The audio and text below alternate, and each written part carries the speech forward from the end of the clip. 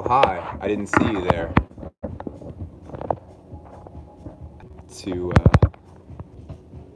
and extremely back. Hello, everyone. It's Sunday night, and it's time to talk about clothes. Oh, what's up? The letter Y, lowercase y, Wizitaria. Hey, Danny. Oh my gracious, we have someone named Margella Girl. Margella Girl needs to probably fill me in on how badly I'm mispronouncing Mason in Mason Martin Margella, because that is definitely the number one piece of feedback that I've gotten. What's on my finger? It's my wedding ring. The one that I've been wearing for a while. More like Danny Ziegler, lol. What's up, everybody? So right now, the concept for live streams is to just kind of talk about fashion and to answer some questions and stuff. Um, Eventually, I want to like kind of stretch this out and do a lot of really cool stuff. But for now, it's just kind of a low tech, lo-fi, just kind of like chilling with you guys. And oh, did YOLO do lives for a while? I would love to see YOLO going live on cam with YOLO. So this tee is like the coolest tee that I own. This has been featured in a couple of videos, but I love this tee. It's by Cult Days, and I love Cult Days. This design was actually stolen by a fairly well-known designer, which is hilarious. But yeah, what have you guys been thinking about fashion-wise this week? What's been the move for you? Did I ever find the photo on your Insta? What are you talking about? I'm not sure what you mean. Ponchos, any special ones you've seen before? I really like ponchos because ponchos allow you to do like really crazy stuff. I feel like all of the undercover ponchos sort of pick apart what I like most about ponchos. I like it when ponchos are graphic or they have like really crazy designs on them. I feel like there's a lot of potentials with ponchos because you can just do something you can do a really large image, whereas like on a t-shirt you kind of have to be careful about how much detail is in the image. Like this one's a really good example because it's a really compelling image, but there's not a lot of detail with it. It's just big squares and there's this eye and stuff, whereas if there's like action or like something happening on it, it sort of gets lost really quickly if you're just wearing a tee. But on a poncho there's so much space to work with. Like the undercover poncho that they did for the Space 2001: A Space Odyssey runway show. That was a particularly good poncho where the guy's in the bed and he's dying and like the obelisk is in front of him. That's really cool. I want to see if I can share this live. Oh my gosh, I can't share this. I want to share this to my Twitter, but I can't. The only way I can share it to Twitter is by like going away. Hang on one second, guys.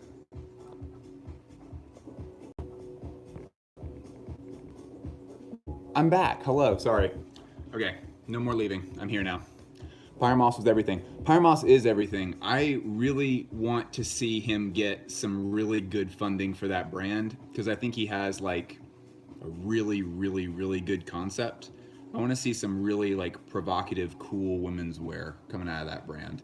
They're hiring a new women's wear designer right now. What's up, Guka? Gucha? I don't know. Ooh, this is a really good question. So, any ideas on cheaper types of Guidi Q10 like bags? I don't know what that specific Guidi bag looks like. Can't justify spending $500 on a bag. Here's the deal: with brands like Guidi and Rick Owens and all of these kind of like darker artisanal brands, there really isn't a shortcut on that. There are a lot of Italian brands that do like kind of like rip-offs of that stuff that you can find on like Ukes and stuff. It's not going to be very good. Like you're going to pick it up and you're going to be like, oh, this is like sort of disappointing because I've seen all these pictures of like Carol Christian Powell stuff or what have you. And I mean, the thing that makes those things desirable ultimately is the quality of the stuff that's going into it, the techniques and the materials and everything about the bag is what makes it the bag. So unfortunately, there really aren't any shortcuts on that, and that's okay. Like, I mean, it's the same thing with leather jackets. Like, there's really no shortcut to a good leather jacket. If you're getting a good leather jacket, you're going to be spending about $1,000 or substantially more than $1,000. But there's really no way to get a good leather jacket, in my opinion, for under like $800 to $1,000, and a new one, a new leather jacket. And so you gotta fork it over. Like, or it can just not be for you. In my case, like a leather jacket just isn't something that I can get right now because I can't really spend $1,000 on a leather jacket. So yeah, I would keep that thing on your list of things to maybe pick up one day, but you don't have to be able to get everything right now. That's okay. Telfar. Okay, can I ask you guys a question about Telfar? I am not able to keep up with literally everything that's happening in fashion, and Telfar is something where I feel like something big has happened that I have not understood. The only thing that I've seen from Telfar was a runway show where they did some kind of mosh pit thing, where it was supposed to be like a live concert and like people were crowd surfing or something, and it was not well executed in my opinion. It felt very like a movie set. It was not great. What's up, Micah? Let's see. They crashed Paris Fashion Week with a menswear presentation and activism. Okay, that sounds cool. I don't know. The thing that I saw from them just felt very like wooden would be the word that I would probably use. Wooden. It just seemed like a thing that didn't have a whole lot of substance. It was meant to be very punk hip hop. Okay. How to elevate a simple jeans and t-shirt outfit. I'm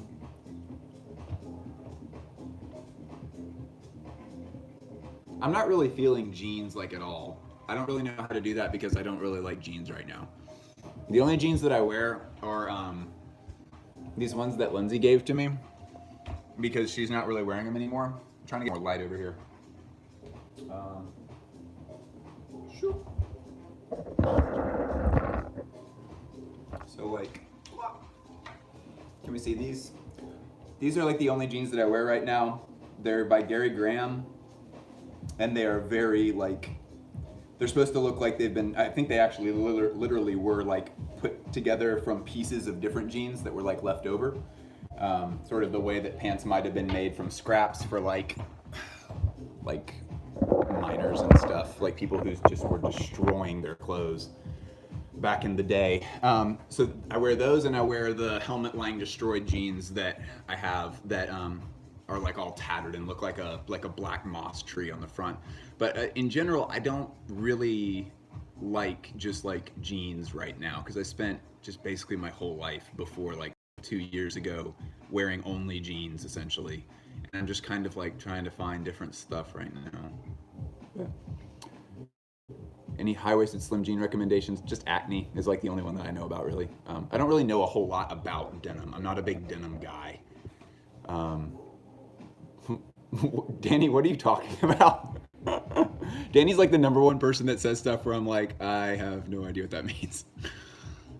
Do I sell my clothes? I don't. I can't bring myself to sell most of them. I have that Hood by Air piece up for sale on Grailed right now, but it's like, I think I way overpriced it. I'm not like willing to let it go for like $150 or anything. Oh, Sheer, was it you that asked me about Drain Gang stuff?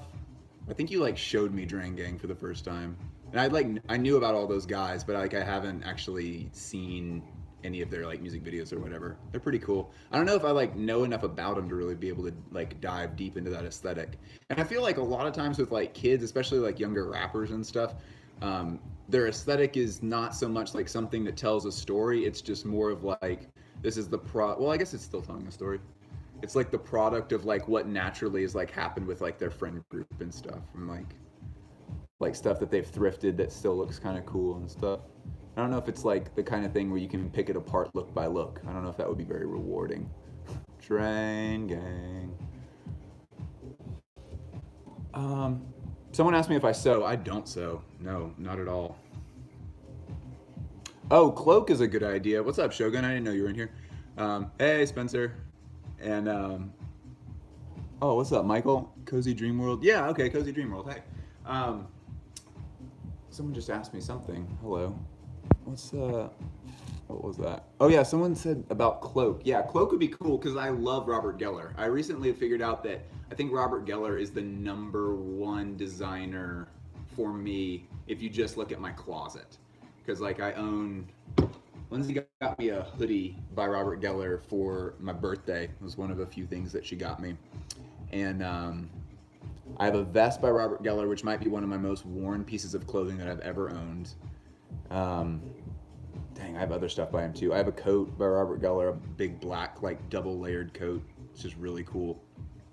I own something else by him, but I can't remember what. Maybe a pair of pants? Oh, a t-shirt. It's like a Seconds t-shirt, which is the stuff that he made from the leftover fabrics from his other collections. By vest, you mean waistcoat? Yes, I do mean waistcoat. Put on some swans. Okay. No, we're not actually going to put on swans. Sorry. Kind of nervous about the future of Robert Geller as a brand, so if you stock anything nowadays. Yeah, I haven't kept super close tabs on him, but I really liked Robert Geller when he was doing the thing of like, sort of like a contemporary dandy. Like a dandy is like an old term that was used in like the 19th and 18th century for like men who were just really into fashion. And like in those times, like the way that you were fashionable was with like really eccentric suits and stuff. And so like for a little bit, Robert Geller was like kind of experimenting with how to be like cool streetwear with like formal wear, and like just finding not formal wear exactly, but like dressier clothes, but in this kind of with this sort of dark aesthetic. And I liked that a lot. And then I think the sportswear stuff started selling really well, and so he did a lot of athleisure for a while. And I wasn't like, I like some athleisure stuff. Some of like my most worn stuff is like helmet Lang athleisure stuff, but I don't know. I just don't like wearing it out very much. Please tell me more about that. Do I believe in the? Oh, I like this question. Do you believe in the post-sneaker world theory? I apparently believe it enough that like I've gotten freaked out and am like like frantically trying to figure out what to do with shoes now. I don't know. I don't feel like I buy shoes often enough to really be able to like fully lock myself in to that theory or not. Because I feel like most of the dudes that are preaching that, like originally, so post sneaker world is something that Lawrence Schlossman, I think, was kind of the person that brought it up or popularized it. He's the guy that created Four Pins, and he now runs the Failing Upwards podcast. He brought that up, I think, because he's one of many people who buys like a pair or two of sneakers per month, or he's given at least a pair or two of sneakers per month. So I think for people who have been so like buried in the world of like, I'm like running through 20 or 30 pairs of shoes a year, like I'm constantly like looking up trends for sneakers and stuff. I imagine that for a lot of those people, they're like feeling a little burnt out on that. And I know Lawrence is a little burnt out on it because I don't think he liked that quite as much. He started out in the suiting menswear world, like in the 2012, like I'm trying to get a Kitson suit kind of guys, and then he switched over to this like bodega vibes world that we're in, and I don't know. If I was him, I would probably want to get back to like the nice suits and like suited and booted kind of thing, but I don't know. I do think that it's kind of time that we start figuring out other kinds of shoes. I would honestly really love like sort of a hiking boot, but like Elite's kind of design aesthetic, but with some color. I could definitely go for something like that. But I buy shoes so slowly that I don't know if it's gonna apply. Like it might be a sneaker that I get next, but it just might as but it also could be like a double monk Oxford. Like it just depends. I don't know. Clogs are the future, yes. Dude, that's one thing that one YouTuber, how have I forgotten his name? The Stats Billette guy, he fucking, like, he is the person that convinced me that, like, clogs actually are cool. Like, before that, I was like, I don't really know about the clogs thing. But like he has these like incredible like wooden sole clogs, and I was just like, damn, those actually look pretty sick. Somebody asked a good, yeah, Avery, thank you. Gosh, I'm not that great at names. Do you have a designer or designers who you prefer most of their following? Oh, that's a good question, Spencer. He was like, do you have a designer or designers who you prefer most of their fall, winter, or spring, summer collections, or vice versa? Um, that's a good question. No, I've never even thought about that. That's a really good question. Thoughts on Cerulli Erect? I would actually really like to do an episode on Cerulli Erect just because I don't know a lot about him and I'm really curious. And I'm also curious to know if I can find enough information to do an episode on Cerulli Erect. My understanding is that it was like a clothing art project thing, and I was into fashion when he was around, and I like went to his website when it was still up and like browsed around, but I was just like, damn, this stuff is like, it's like the it's like the kind of stuff that would be like given to you by like a genie that also tricks you. Like, I want the finest slippers in the world, and it's like, here are the finest slippers in the world, they are made of glass. Like, just crazy shit.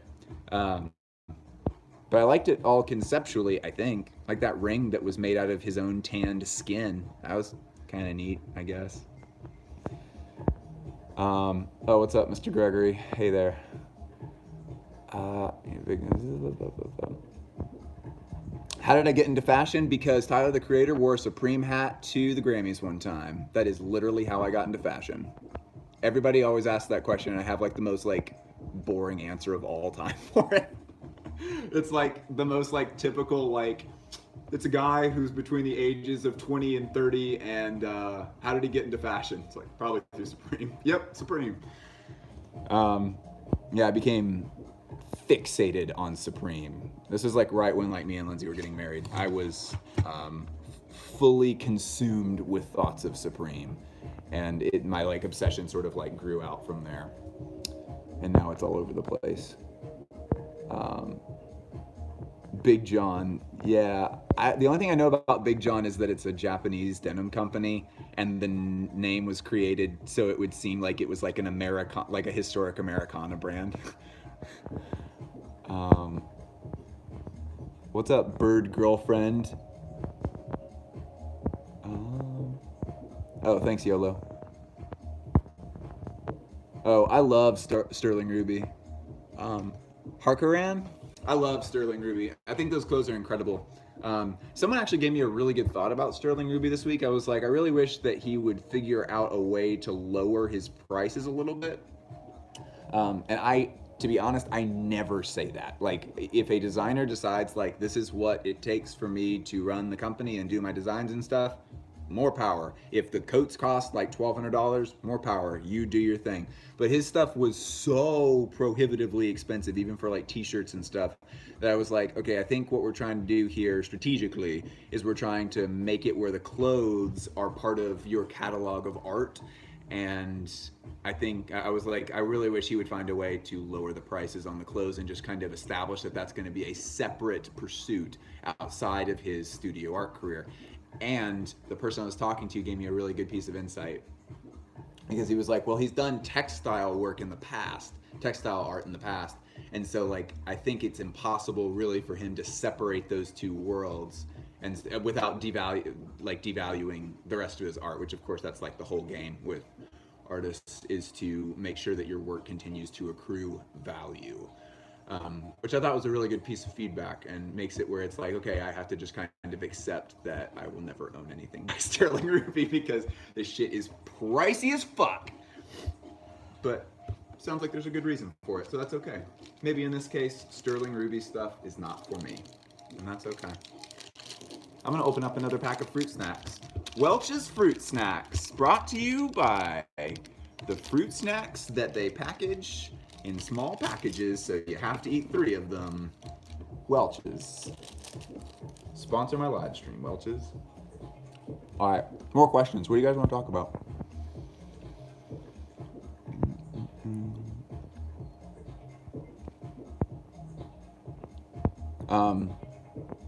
Retro King. Retro Queen? Is that a combination of king and queen at the end of your name? That's kind of cool. asked, what are my thoughts on Capital? My thoughts on Capital are great. It's a great brand. I like it a lot. I like it. Thoughts on Capital. The end. The caller number. Lord the Stick. What the fuck is your name? I was just constructing a button up and I messed up the collar. Now I'm frustrated. Yeah, collars are actually really hard to get going. I can't sew at all, but I'm around sewists enough that I know that collars can be weirdly frustrating. Surprisingly frustrating considering how fucking hard it is to get the shoulders right and to get like tension right going down the back and stuff and to make everything even, and sleeves are a separate nightmare because humans have elbows for some fucking reason. And then you get like to the end and you're just like, great, a collar. I'll just chew this collar real quick. And then it's like, oh, I fucked up the collar. What are some good fashion documentaries on YouTube? I don't know where anything is. A fashion documentary that is vastly underrated that I've never heard anyone talk about is called The Store. And The Store is literally just no dialogue at all. It's just footage from, I think, Neiman Marcus in the 60s. They recorded everything. I have no idea what for, but they just have tons and tons and tons and tons and tons and tons of footage of just every process that they did at that store. A massive one in New York, and they it's just like different footage from their like video archives of like them training new employees on like how to run a cash register, and them training employees on how to like their buyers meetings at one point, and at one point they're discussing how to run their meat and cheeses shop, like what to have on the menu for the holiday season, and like how to like separate it because this should be distinct from your local delicatessen. And they're like talking about the strategy of like what's going to be on the menu and just a million different things, like how to train on clienteling. There's so much stuff, and it's really crazy to see, especially if you work in high-end retail. I worked at Helmut Lang when I saw this, and I was like, dang, this is like so different than how everything is operated now. There's just not enough money to even think about half of the things that they're talking about. But shopping used to be this whole massive experience, and it's not anymore because we can't pay for it. What's the worst trend of the year? I really don't like thinking about or talking about trends very much. That's a good question. Like I don't want to like thrash your question, but I don't know. I feel like there's a lot of energy that gets spent talking about trends, and I feel like for the ones that like a lot of us are aware of, which is to say like a lot of like the kind of like cool Instagram based fashion crowd, a lot of the things that we consider to be like overhyped trends are trends that 99.5% of the population is completely unaware of. And so like when people say like, oh, that's so overhyped, it's like, no, it's really not. Like the thing that's overhyped was like the cold shoulder on like women's tops last year. That was overhyped. That was a trend that became too much. But it's like, you know, there's not, I don't know. I just don't like to function within that world very much of trends. I just don't like thinking about it very much and just sort of buying stuff and going with it when I feel like it. And I know that's not a very satisfying answer to your question, but that is truly how I think about that. Yeah, We Margiela is extremely dope. I cannot wait to see a translated version of that come out, but it's super good. And also like, after I like said that I had the link for We Margiela, like I got hit up by no fewer than like 300 people asking for the link to We Margiela. And I said in every single one of those, I was like, hey, just so you know, you aren't going to be able to play this on your phone. You need to do it on desktop, and you need to get a VPN extension because it's like programmed to only be for the Netherlands. And so you won't be able to stream it more than likely unless you live in the Netherlands. And every person that I've asked, like, did you watch We Margiela? Every single person has been like, no. So I'm so glad that I gave links to all of you individually. I appreciate it.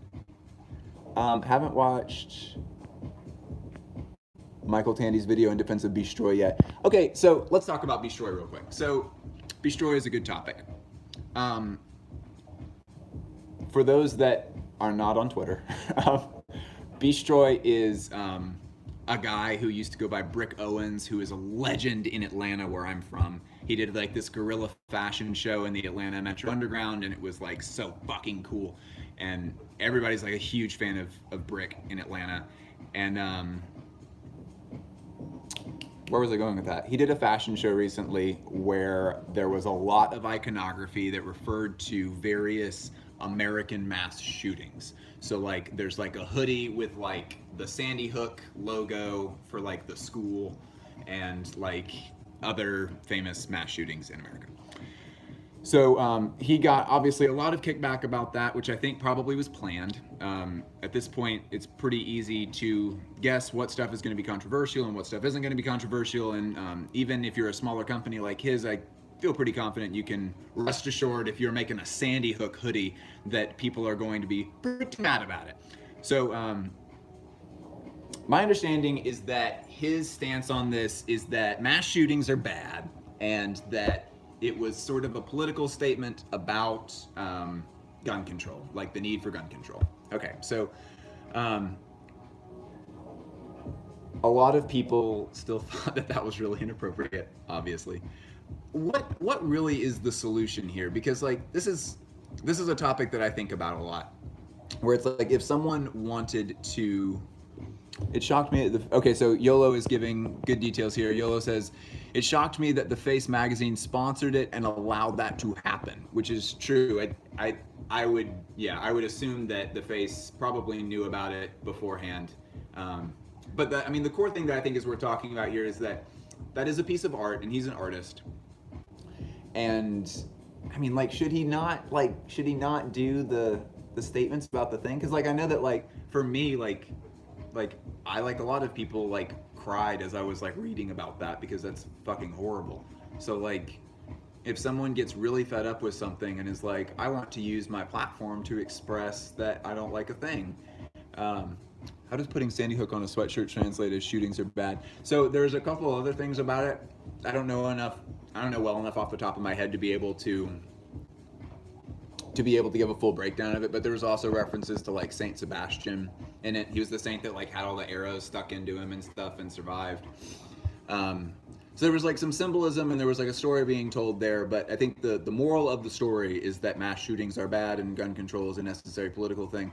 And like, so, I mean, is someone allowed to do that? Because I feel like if a studio artist did something like this, there would be next to no controversy about it at all. But the thing that makes this contentious in the world of fashion is that it is entirely commerce based. Like the perception is that you only made that political statement because you are trying to make money. And then also, it's contentious because of the flip side of the art, because like fashion is a two-sided art, right? There's the creation of the clothes themselves, and then there is the style element, which is wearing the clothes. And so like after you release your creation into the world, then it's up to everybody else to like wear the thing, and then that just is like the thing that's on their body for that day. And I think probably people have a larger problem with the second one, but it's so intrinsically tied to the first that everybody has a problem with it then. So like, I don't know, like, do I think that like somebody shouldn't be allowed to make the art then because of that? I don't know. I'm gonna see if we got any good comments about this.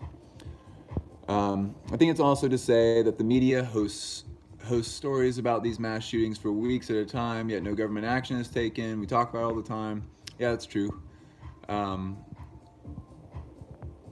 Michael Tandy. Oh, what's up, Michael? Hey, bud. Said, hi, I actually made a video on this topic in defense of it. I didn't go too in-depth on an analyzation of the imagery, but I talked a lot about how it was received. Yeah, Michael's actually an excellent YouTuber. Everyone should go check out Michael Tandy. Michael spelled normally Tandy. Thank you, Michael. I didn't know you were in here, bud.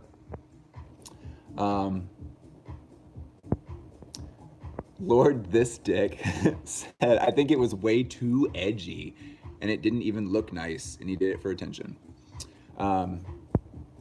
Well, yeah. Saying people dying in a shooting is ironic. Collection was just in poor taste. Yeah, see, that's the whole thing, is that like the idea of like poor taste with art is such a weird thing to me. I'm not necessarily like disagreeing that there can be art that's in bad taste.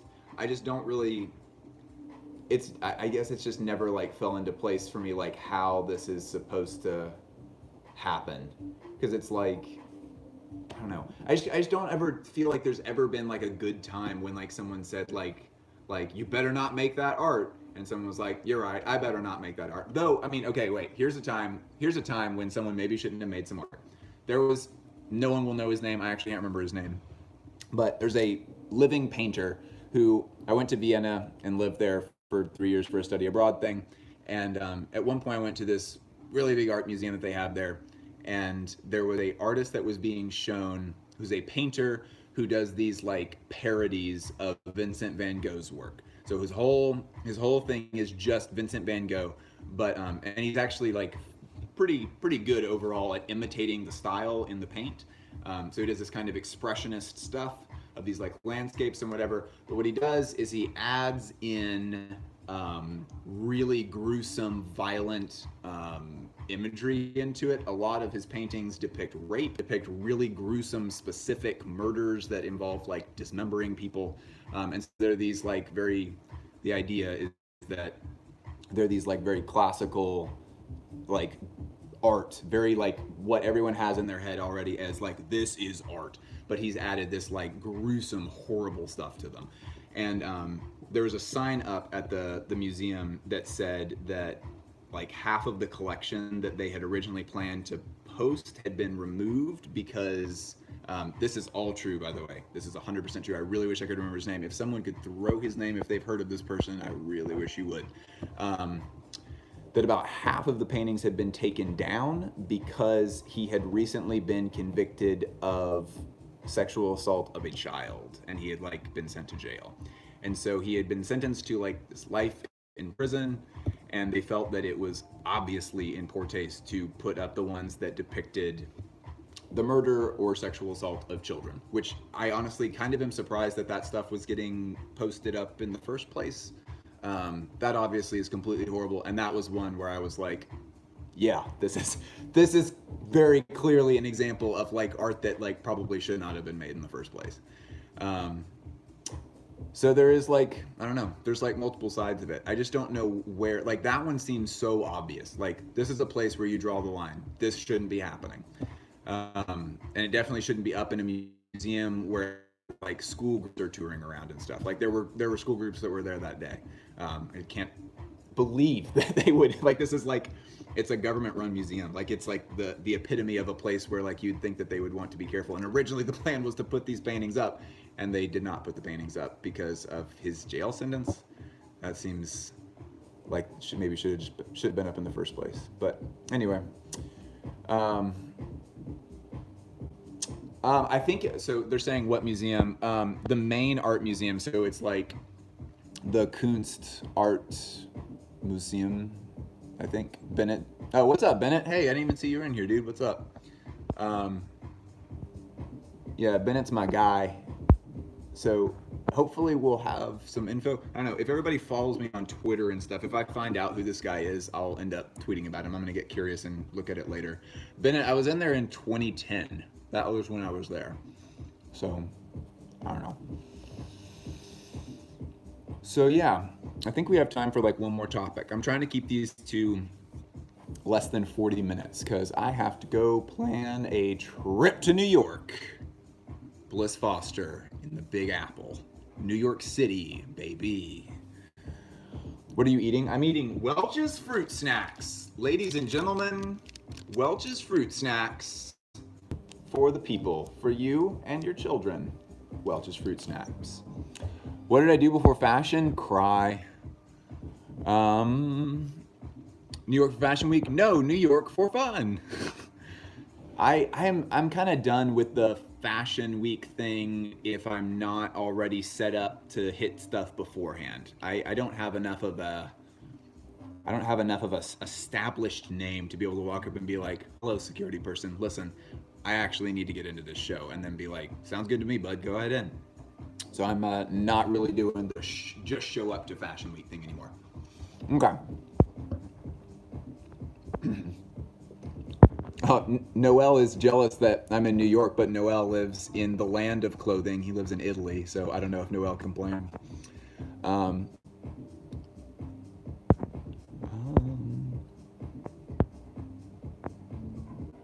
So this is a good question. What stores am I planning on going to in New York? Okay, here's the plan.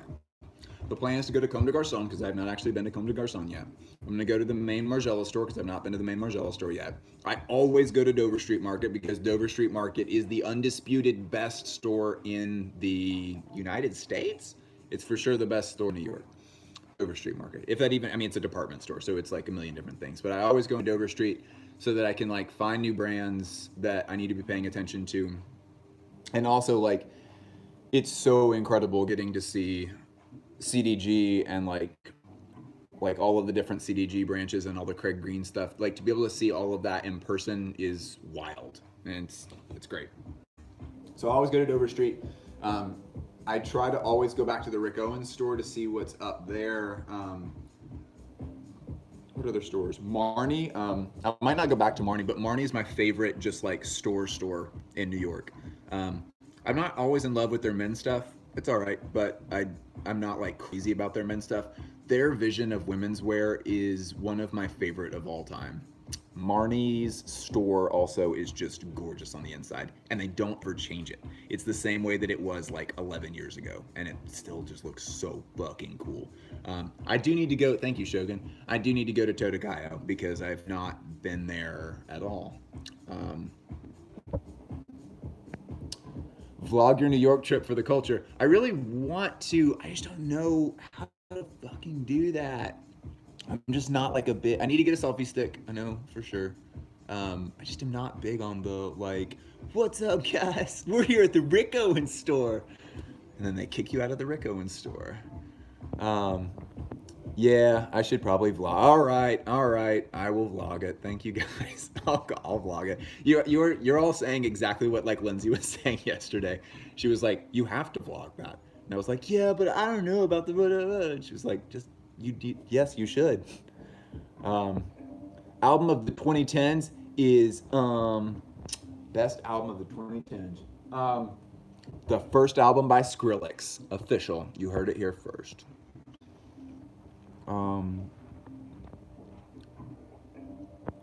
Simone Roca. Oh, Margiela girl, are you at Tokyo 7 or Simone Roca? I need to go to Tokyo 7 because I haven't been there yet.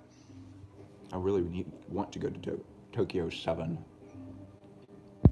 Welch's Fruit Snacks, ladies and gentlemen. Would I ever live in New York? I don't know. If I started making like hella money, yeah.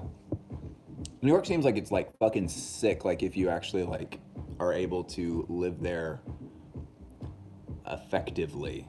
I just have so many friends that are living there and their lives are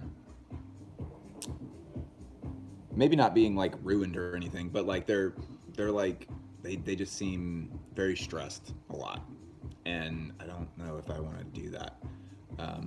I fucking love my apartment. It's because I have this ceiling. My ceiling is like there's a loft up there. Like it is a 2-story ceiling. I have like a 20-foot ceiling. So I like would have a very difficult time giving that up for a place that like actively has a rat problem, and like the like toilets won't work half the year because like too many people are using them in the building. I just don't know if I could do that. Let's see. Oh yeah, I need to go to Zam Barrett. I do indeed need to go to Zam Barrett. Thank you, Yolo. Yeah. I need to meet the boy. I still have not met Zam yet. Me and him like talk all the time, but I've never actually met him. You have to go to Sam's store. That's one crossover we need. Yeah. Oh my gosh. Yeah, Zam Barrett is the best. Everybody in here, we have 96 people in here. Zam Barrett, which is Z-A-M and then Barrett. You need to go look at his stuff. His is not like a brand that's like he doesn't like, I don't know. He is like one of the biggest like unknown secrets in like fashion, like high fashion stuff. He is the cheapest alternative to like Guidi. Someone asked that earlier. Zam Barrett is the cheapest alternative to that stuff. He's big focused on like cut and material and like process and stuff. And yeah, spiral trousers, as Yolo just pointed out, are French kiss. Do you mean chef's kiss? It can be French kiss too. They're that good. Not just chef's kiss, but French kiss. No, it can be French kiss, Yolo. I'm too excited. Um, Ben. Oh, what's up, Ben? Hey, I didn't know you were in here either. All right, guys. I kind of like promised myself that I would not like let these linger on forever and that we cut them off when we're still excited rather than cut it off when we're kind of done. So, yeah, Geo, I am going to do a video on Andy Mulemeester. I, guys, I want to do it so bad. I need show notes. If anybody has the plug on show notes, I've switched to this Martin Margiela series, and we're going to get other videos in there also. But, like, I mean, I don't know. Someone sent me a big package, a like fucking Christmas package of Carol Christian Powell information, who is in this chat right now, but will go unnamed because he's weird about being named. But yeah, very, very helpful. And we have a Carol Christian Powell episode coming now. If someone wants to do the same on Andy Mulemeester, all I need is show notes from a single show, and I will dive straight in. I will stop what I'm doing and do that. But I have to have show notes, and I'm not really in a place anymore where I can spend like 6 or 7 hours online just emailing different people and like just trying to find the show notes for a single episode. Geo, the brand name is Zam, and then Barrett, Barrett or something. I think the full name of the brand is Zam Barrett Dialogue, but oh, maybe his site is down. I don't know, but he's on High Fashion Talk right now. He's on there all the time talking to people and just being cool. Yeah, Barrett again, Zam, Barrett. Yes, his website is down. We know everyone. Thank you. But yeah, cool.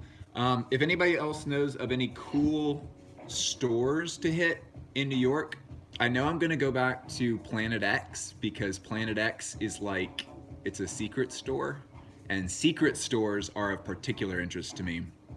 So, if you know of any secret stores in New York, I need to know about them because I want to do videos where I find secret stores. That is a super fun idea. New store opening at 1 Crosby across from the Rick Owens store. Holy shit, really? Man, I really wish the new season by Mason Margiela was better. I do not love it. I think the story behind it's cool. There's a lot of cool stuff about it, but oh yeah, Nepenthes is awesome. Nepenthes, I've actually purchased. That's one of the few things that I bought from a retail store that like I didn't just get like secondhand. Nepenthes is fucking sick. I love Nepenthes and needles and EG and all that. So, but yeah, if anyone else knows of any other stores, please message me on Instagram. And then I guess I'm doing a vlog now because everybody really wants me to do a vlog. Yeah, I love all of you so much. Goodbye. Message me. Everybody's like throwing in all of these like crazy things. Just message me on IG. I love you so much. Goodbye.